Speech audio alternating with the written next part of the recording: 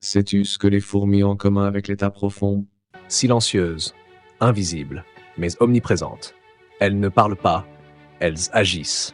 Et surtout, elles savent. Avant tout le monde. Étape 1, la société des ombres. Une fourmilière, c'est un état miniature, pas d'élection, pas de débat, mais une organisation millimétrée. Chacune connaît sa tâche, chaque couloir a un rôle, mais au fond, une caste reste tapie. Elle ne sort jamais, elle observe, elle oriente, elle sait. Comme ces hauts fonctionnaires tapis dans les couloirs du pouvoir qui survivent à tous les ministres, à tous les régimes, silencieux, mais décisifs. Étape 2, l'État dans l'État. Il y a les ouvrières, les guerrières, les bâtisseuses, mais il y a aussi les stratèges, celles qu'on ne voit jamais. Elles déplacent une colonie entière sans un mot. Les autres obéissent, instinctivement. Dans nos systèmes, ce sont les chefs de cabinet, les conseillers de l'ombre.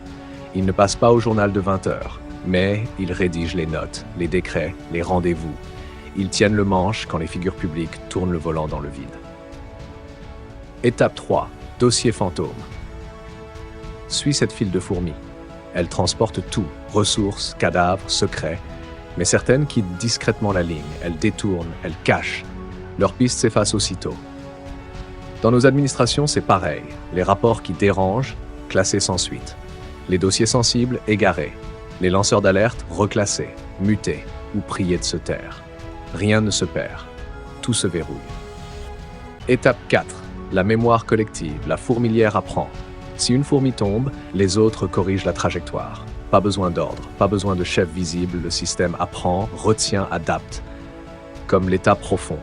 Il encaisse les crises, les scandales, les alternances, il se réorganise dans le silence, il n'oublie rien, ou seulement quand c'est utile.